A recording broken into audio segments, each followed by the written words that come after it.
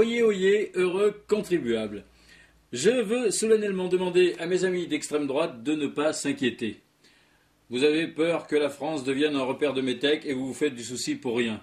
Regardez, après l'Isère, c'est au tour de Jean-Claude Borel-Garin, le patron de la police de l'Essonne, de fournir aux citoyens la possibilité de dénoncer leurs voisins en toute discrétion, comme du temps du maréchal. Et vu qu'on n'a pas entendu Brice-Hortefeux critiquer l'initiative, c'est qu'il trouve ça bien.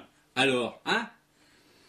Et en Auvergne, le préfet là, qui veut virer la famille Tangzhou, qui a des gosses français, un resto chinois, tout ça pour y installer la pizzeria Stefanini, c'est pas de la bonne initiative bien de droite ça? Alors, ah bon, je sais aussi que les skinheads, les militants du Front National, les groupuscules fachos et autres supporters du COP, Boulogne, du PSG, vous étiez tous légitimement tristes de voir qu'Éric Besson avait abandonné les analyses ADN pour les familles de sans-papiers, en se faisant carrément traiter de gros naze par le président.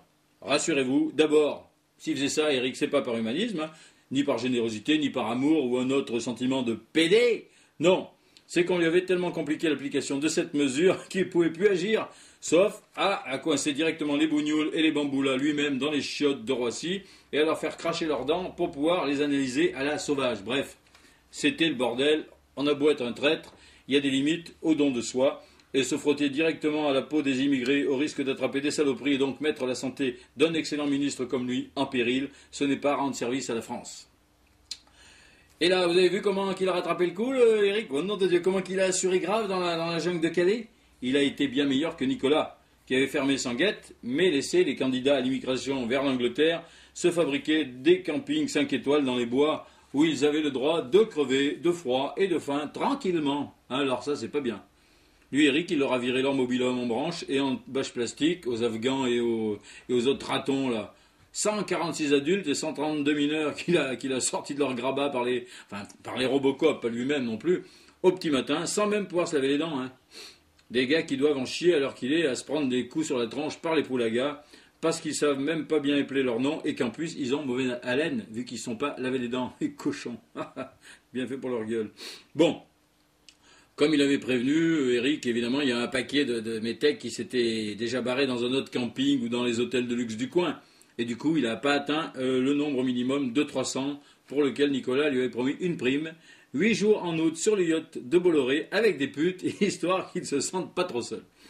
Mais bon, 278 arrestations, c'est pas trop mal. Hein. Surtout 132 gosses quand même, quoi. Je veux dire, bon... normalement, il devrait recevoir un jeu de fléchettes avec une cible en tête de Ségolène noircie, comme lot de consolation.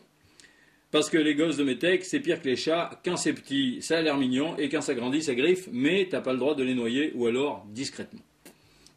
Bon, amis skinheads et assimilés, donc vous avez compris, vous pouvez voter sans arrière-pensée pour les listes de l'UMP aux européennes.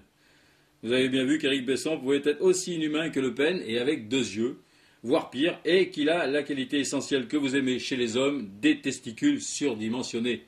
Ah, quel dommage qu'il était trop jeune au moment de la guerre d'Algérie. Avec lui, Le Pen et le général Sarès, elle serait encore française. Bon, ça c'est fait. Maintenant, autre chose, pour ceux qui ont besoin de se détendre, voici une nouvelle excitante.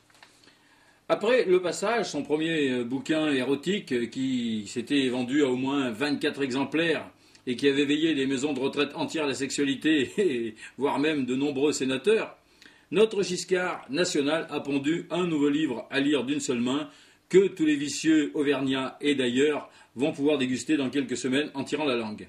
Ça s'appelle La princesse et le président. Et il s'agit bien sûr d'une histoire vraie. Il l'a niqué, hein, il l'a niqué. Enfin bref, c'est une idylle, torride entre lui et Lady Di, mais il fait croire que c'est un roman tellement il est modeste.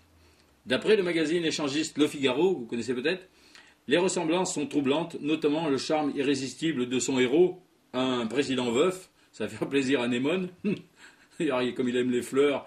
Bon, le livre devait s'appeler au départ Le président et le chrysanthème, mais bon, il a changé.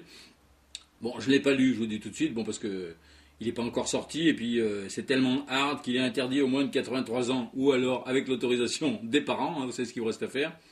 Mais dès qu'il va paraître, je me précipite comme vous dans le premier sex shop venu et je le dévore, promis. D'ailleurs, je crois qu'il donne un sextoy en cadeau. À mon avis, c'est le début d'une série du genre Martine en bateau. L'éditeur de Giscard annonce pour bientôt Marilyn et le tondu, Loana et l'accordéoniste, et Carla et le chauve.